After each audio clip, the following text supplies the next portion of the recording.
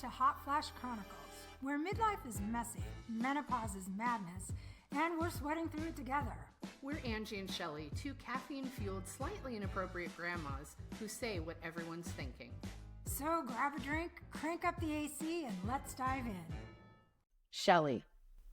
Angie. It is time for another Hot Flash Chronicles podcast. And as we just said, I'm Angie. I'm Shelly. And today we are going to talk about boundaries, which is something I have just recently started to learn how to set. Yeah. I'm like a little toddler trying to dip my feet in the pool of saying no or setting expectations, or I'm not okay with that. Mm-hmm. So it's I feel like this is a big topic. I think it's a really big one for people who have been kind of stuck in the people pleaser zone, which I'm a reformed people pleaser. I'm still working on it. I'm never recovering. And there's like really a way to, you got to kind of delineate like that it's okay to want to help people and to do things that make them happy. That's one thing. And people pleasing tends to be another thing. And your own expense. There's a reason why we tend to people please. It's people who need a lot of validation and attaboys and girls. Yeah. They have to be misted all the time. Yeah. You can be a cactus or you can be a fern. You get to choose. Yes. Which one will you be? And so I think learning about boundaries, like the sooner you put that practice into your life, the better. But also, it's never too late. So if you have been a person who's had a hard time or didn't understand, you might not even know that you haven't set boundaries. Like some people are completely unaware that, and you have probably been taken advantage of because you didn't know that. No is a complete sentence. It is. It is okay to tell people no if it's not something that you want to do or you don't have time to do it. It is okay to decline an invitation. Mm-hmm. I give you permission. If you're seeking permission from somebody, first of all, don't do that. Second of all, I give you permission to say no if you'd rather do something else. Like, that's not saying like, oh, you should just go say no to everything. No. But if it's not, like, if you have too much on your plate, maybe don't add more gravy. I think there's three really easy things to ask about when somebody asks you to do something. And the first thing is literally checking your calendar. Like, do you actually have the time to do this thing, whatever it is, this request? Physically look at your calendar or, just run through, what am I doing? What do I have on my plate? So you have to do that. You have to do a check. The second one is, are you doing it for another person? Like solely, like you're only doing it for them. It's not really something for yourself because unless it's like somebody that's in need that needs help, like that's different. But if it's just like, that's fine because that's actually an okay thing. That means like I'm a person who helps people in need. That's fine. That's still something right, but it's different than like, are you doing it just to make someone else happy? That's right. Different. Like, oh, God, I really don't want to do this, but if it'll make them happy, fine. That has a completely different feel to it than, well, I want to help this person. So it's kind of are you doing it for the right reasons? And what is your definition? How do you define what the right reasons are? That's something you have to do. So if we were going to kind of like just define boundary without looking up the actual definition, mm-hmm. It's basically saying this is something that is outside of my comfort zone that I don't want to do. Mm-hmm. So when you're setting a boundary with somebody, there are, ways to word it, but no matter how you word it, it is okay to say, I'm not comfortable with how this conversation's going. I'm not comfortable with how you're making me feel. Mm-hmm. I'm not comfortable with committing to that. Yeah. I know I talk about Sue Bryce a lot, but she's somebody who is like pivotably important in my life and has taught me a lot. And she's taught me a lot recently on self-value. And one of the things, and she talks about boundaries a lot. So one of the things that was a big takeaway for me is I have in my life had people kind of shun me or like passive aggressively come at me for not doing what they wanted me to do. And there's this phrase that I think is just worth its weight in gold. And it's, have I done something that I need to apologize for? So if I say that, if Shelly's given me the cold shoulder, right? if she's being rude, which she's not ever rude with me, but if she was being rude and I say like, hey, what's wrong? And she says nothing over and over, then I can say, have I done something that I need to apologize for? Oh, let's role play this. Let's role play it. Okay. Hey, do you want to go get some lunch? Sure. You seem upset. How are we feeling? I'm fine. You're fine. Okay. Are you sure that? Sure. Yes. Fine. Okay. It's all good. Have I done something that I need to apologize for? Oh, see that stops her because it's like you got to think, oh, I can't play my passive aggressive game. There are two routes here that happen. When I ask her that, I could say, no, I said everything's fine. Then first of all, I've called out the fact that she's treating me as though I've done something. And I don't have to own whatever she's feeling because she has told me in full words, you have not done anything that you need to apologize for. Mm-hmm. So it absolves me from worrying about whatever's going on with her. Because if they've given you that answer, then you don't have to play the game anymore. Then you release it. Lesson release. And it's like, okay, she's got something else going on. I'm not going to sit and tailspin in my head where this is going. Or I could ask she could say, well, you know what? Actually, there is something I want to talk to you about. Yeah, exactly. And then you have either we address it or we acknowledge and move on. Mm-hmm. So it's a very powerful because I'm owning it. Have I done something that I need to apologize for? Because first of all, maybe you did do something and you're unaware of it. I mean, that happens. And if you're dealing with someone, and my character in this is maybe someone who doesn't know how to have honest conversations or who is uncomfortable telling you that. So it comes out as a passive aggressive behavior, which is something people do. Girls do this a lot. Women do this a lot in their romantic relationships. Sometimes with men, a guy forgot to do something or didn't get you flowers or didn't do an important thing that was important to you. And when they ask you, though, you do it's fine. Right. And we all know it's not. So I have a rule that when Jeff and I started dating, because I've been through some pretty unhealthy relationships in the past. And when Jeff and I started dating, I decided I'm no longer going to say I'm fine if I'm not. Mm-hmm. So if he says, what's wrong? I won't say nothing if something is wrong. Mm-hmm. I might say, I'm upset, but it has nothing to do with you and I'm still processing it. Or I need to take 5 minutes, or this is how I felt, or I need to talk this through with you, or I'm upset and I'm not sure if I'm being unreasonable. Mm-hmm. But I won't say I'm fine if I'm not. So we had this happen like a month ago when we were in Portland. I was really in my feels about something. We were traveling with a girlfriend and I woke up in just like a realization that had everything to do with me and nothing to do with them. And I was visibly upset, I would say. Yeah. So we go to breakfast and Shelly and Melanie are like, what's going on? And I'm like, no, I'm okay. I'm okay. And Melanie was like, we're not moving on until something's clearly going on. Yeah, something is wrong. And I was like, something. Okay, well, yes, I'm upset, but it's not anything you guys did. It's just I came to this realization about myself and I don't like it. And I feel upset about it. It makes me sad and feel lonely. And I'm just sitting in a lot of feels and I'm trying to figure out how to process that. But you guys didn't do anything. You just made me realize something about myself. Yeah. And I don't like where I'm sitting in this. But I can recognize that I'm sure they felt that they had done something, but it wasn't any, like they didn't do an act toward me. We could just tell something was wrong. Something's wrong. But I don't want to like dim the girls' weekend where it's like, I'm now turned into like pouty Susan over here. So what Angie just kind of gave as an example, I feel like boundary setting, a lot of boundary setting is some self-reflection.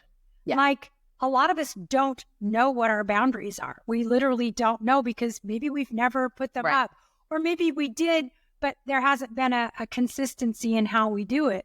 So boundaries and setting boundaries is very much about you asking yourself the questions of what is my line, or what are my expectations? Or I'm very big on, am I being unreasonable here? Yeah. Like that hurts, but is that a me problem or a them problem? So it all requires feelings and examining them, acknowledging it, and then finding words to communicate them. And that can be talking it out. It could be writing it down. Like some people, a lot of times when I really want to get in my feels, I will journal it out or type it out. Yeah, I can hit delete afterwards. It doesn't have to be something I keep.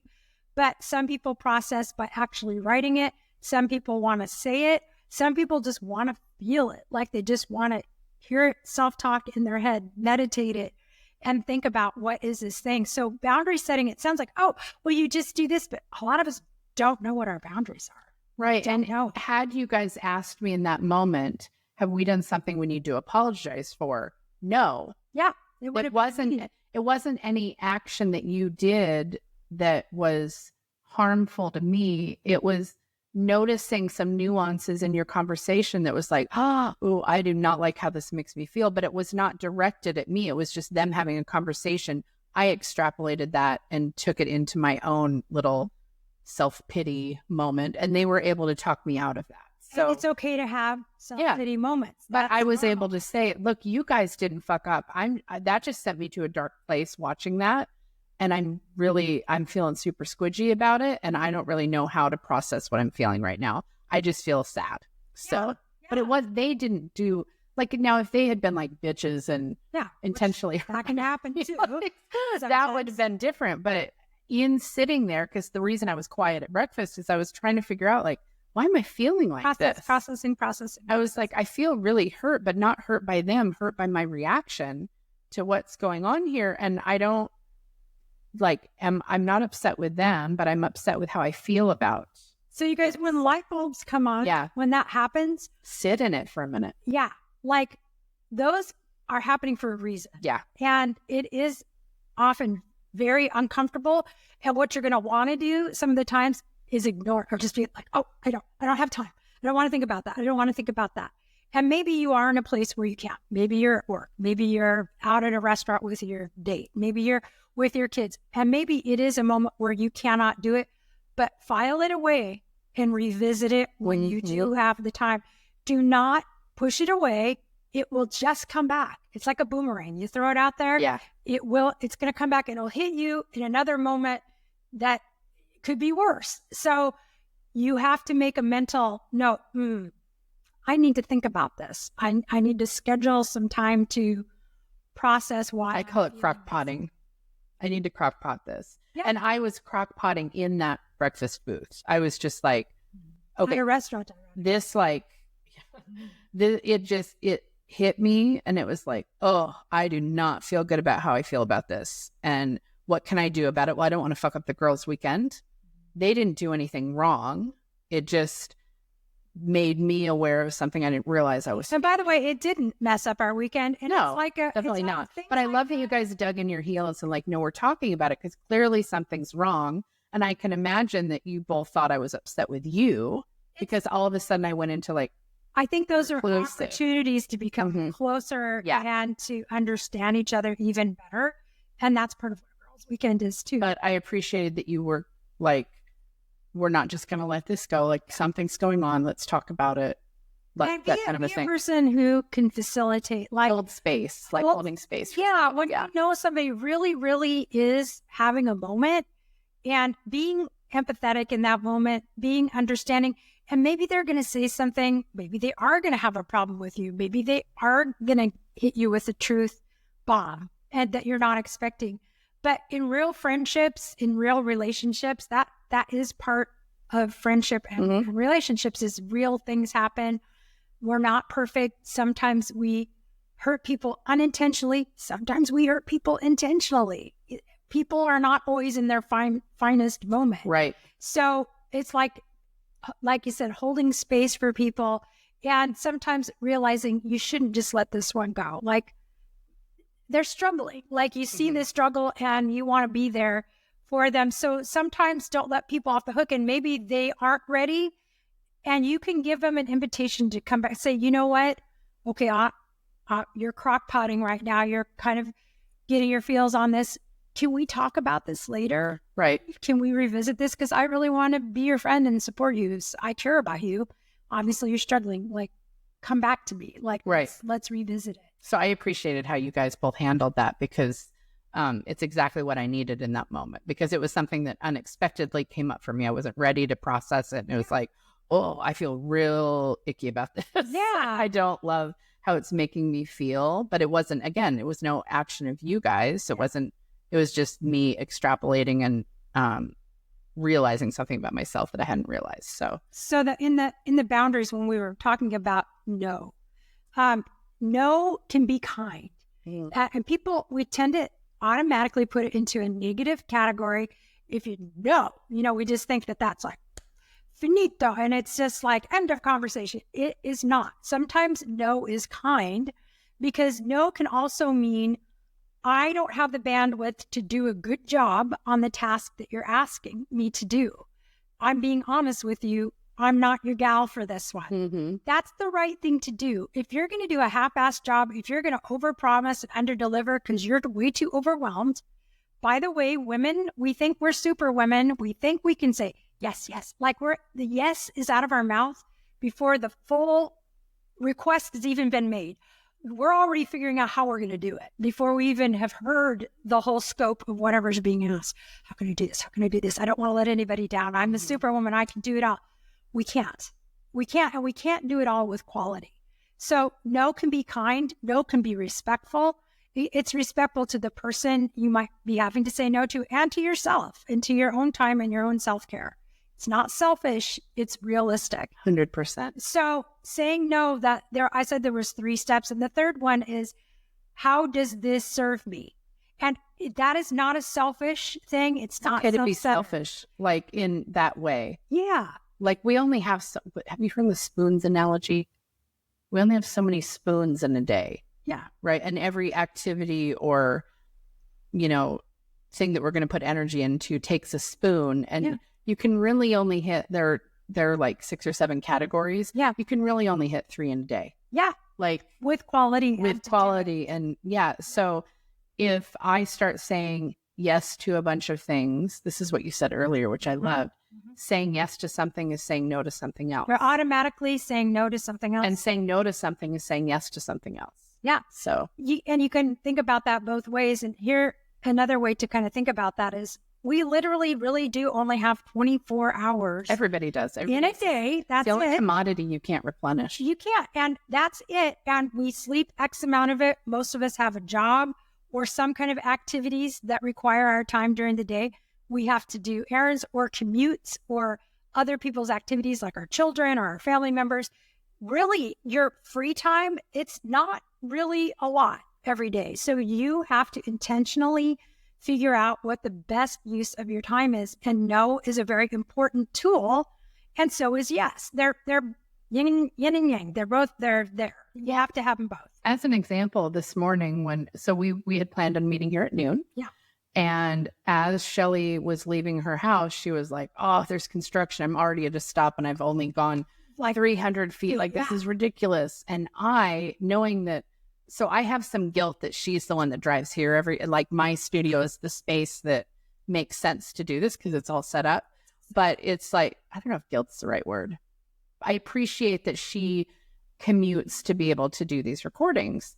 And when she said, because a couple weeks ago, it took you like 2 hours there was something to get here. Wreck. She's already like, with no traffic, it's like 40 minutes. So when she said, oh, there's already traffic, I wanted to make sure that she understood she didn't have to come today. Like, we could do this a different day this week. So it was like, do you still want to come up for this or should we postpone? Yeah. And she said, nope, I'm happy to still come out. And it was like, okay, but I gave her that. Yeah. It's like giving people options. Right. It's like, nice. I wouldn't have been pissed if she was like, it's saying it's going to be 2 hours. I just don't can we find another day? That'd be great. Like that's the give and take. But I didn't want her to feel like because she had said we're doing this, like there are extenuating circumstances that would be a wild inconvenience for her. I don't feel like that's fair of me to insist that she still shows up for this. But she chose, I'm happy to do this. I found a different way, blah, blah, blah. So it was like, great, as long as. And from my side of it, and this is like, there's always two different views. And where I come at it from is, maybe it's a 40-minute drive, but it's all set up. It's a studio. It's so easy. That part is convenient. So for me, that is a fair trade-off. It's fair for me to do the thing because all the stuff is here, the lighting, the studio, the set. So to me, it's an equal exchange. Right. So that's completely fair. But having options and that's the thing, flexibility is also needed in boundary setting. Like you have to do that. Every time you say no, you're saying yes to something else. Every time you say yes, you're saying no to something else. So your time is a limited commodity, and using no as a tool to best schedule your time is completely reasonable and fair to everyone. Time boundaries are essential because, like you said, like it's the only commodity that you can't renew. There's no, I don't care how much money you have, you cannot buy more hours in the day. We all get the same amount of minutes. Yep. And something that I found as a photographer is a lot of people will try to like negotiate or like, oh, can you give me this for this much? Or can you throw in an album? Or I just need a couple images. I'll share it on Instagram if you don't charge me. And it's like, first of all, that doesn't pay my mortgage. Exposure does not pay my mortgage. Yeah. So what I have come to realize is I used to chase that money. So if I said, this is $500 and they said, well, I only have $200, then I would say, oh, I want that $200. So yes, I'll do that because I wanted that $200 because I'm thinking that $200 is like, that's my electric bill, right? That's $200 more than I had 10 minutes ago. So I want to say yes to that. But if I say yes to that $200, first of all, it's not fair to the people that are paying full price. No. Right? It's not fair to those who are valuing what I do at the rate that I have found is an equal it's fair. Yeah. So it's not fair to those people. And it's not fair to my time. And if I am using my time to take that $200 client, now that piece of my calendar that is not replenishable is not available to other people who see my value and recognize that I'm worth what I charge. And honor. And then they're going to tell their friends, like if you tell her 200, she'll take it.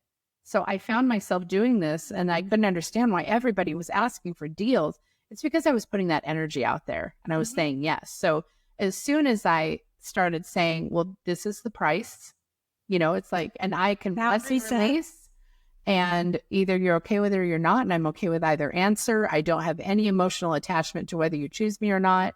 I recognize that the people that are supposed to work with me will. The people that aren't will not. Once I found that, people stopped asking. Yeah. If you have a business, if you have a business model and you have a menu of your prices, that's a boundary. Like you're setting about, that is a boundary. And then if You're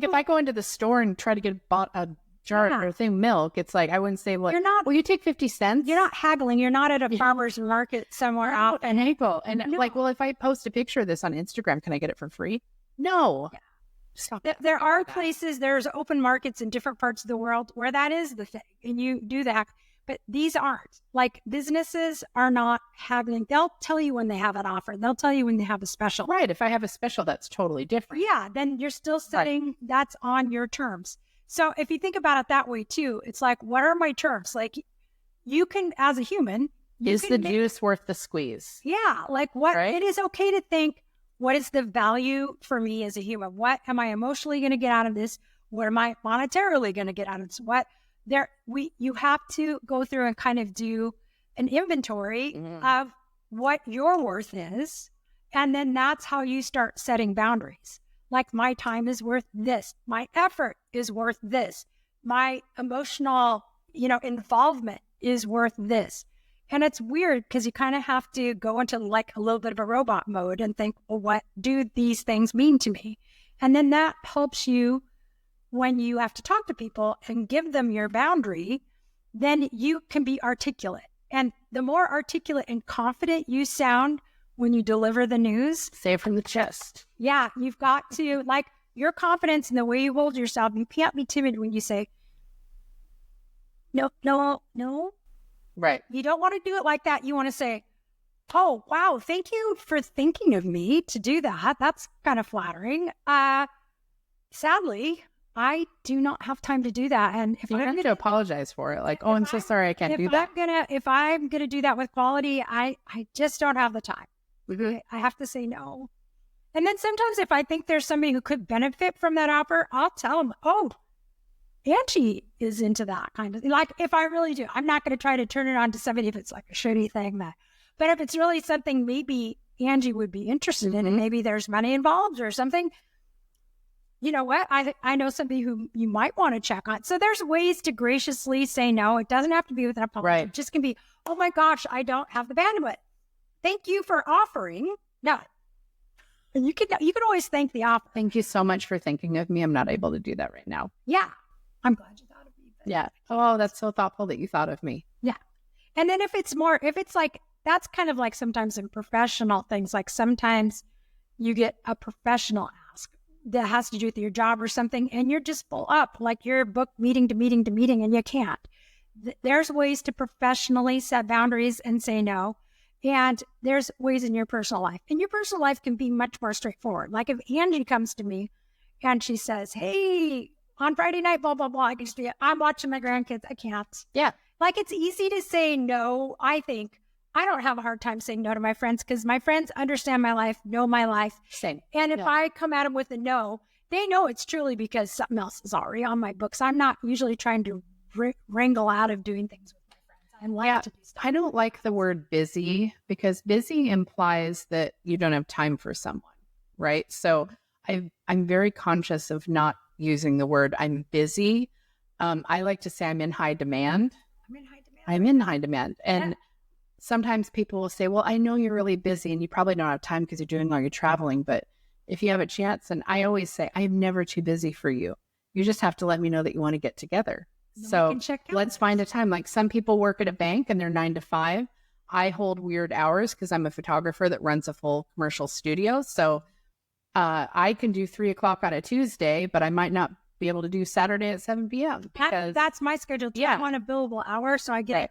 I have some bankers hours sometimes to do appointments, but I have a very flexible schedule, which I love. Always find time to see somebody. Yeah. So just because there's the appearance that I'm very busy, I'm in high demand, which is great, but I'm never too busy for seeing people that I care about. Right. So if it's something that you want to do, now if it was like not something I was interested in and you were like, hey, let's go watch a golf marathon, I'd be like, oh, I hope you have a great time with that. That doesn't sound like my cup of tea.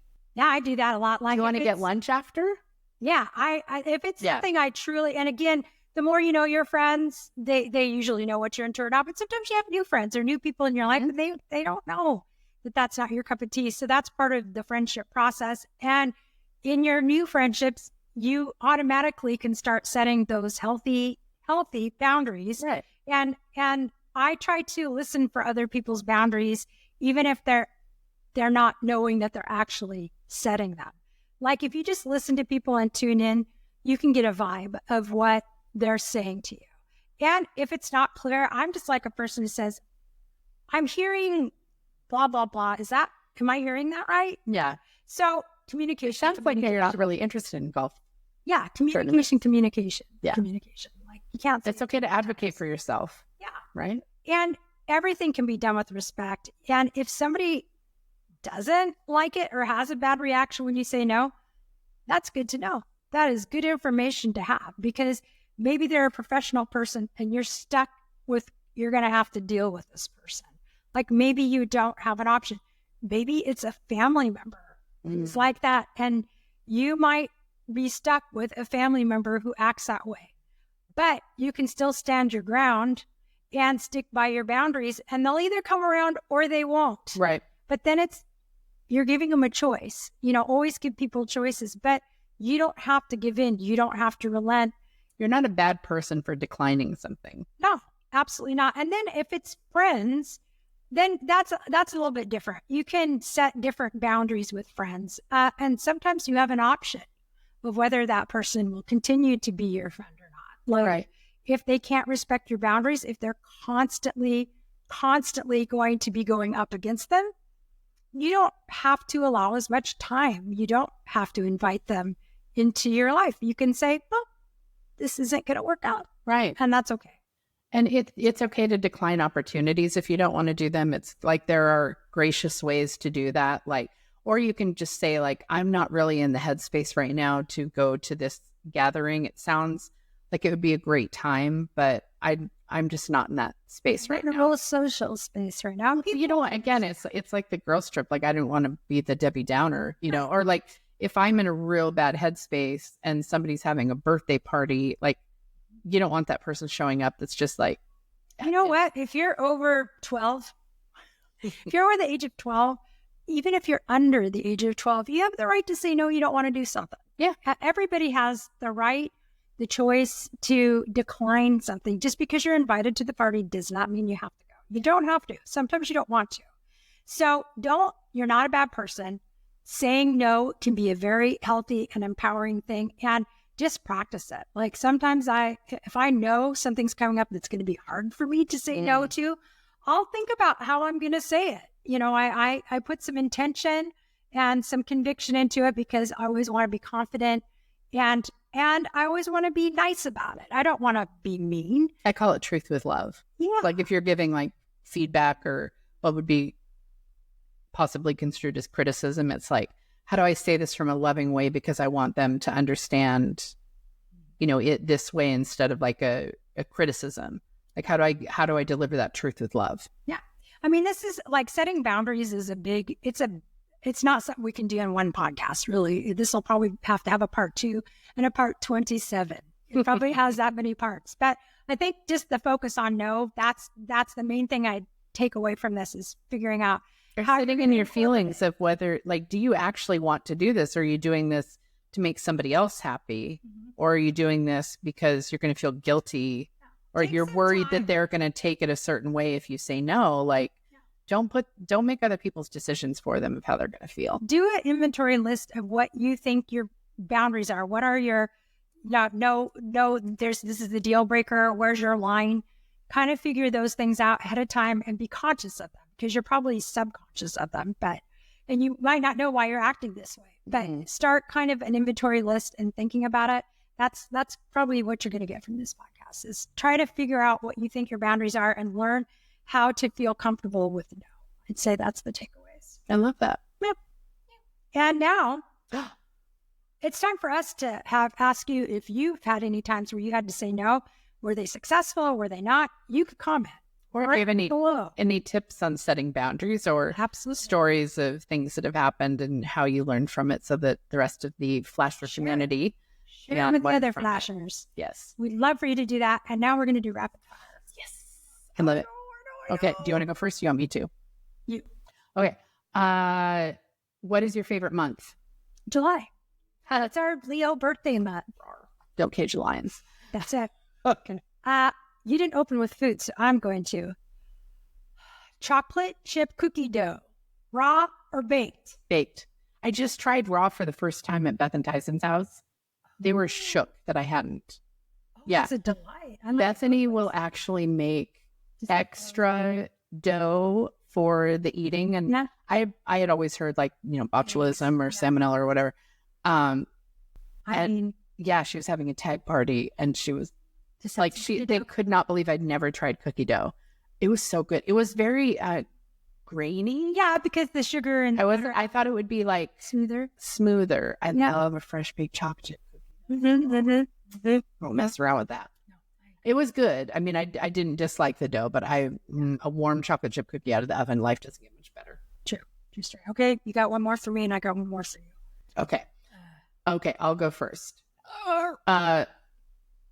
What is your favorite beverage to have in July? Ooh, I like it. Isn't coffee.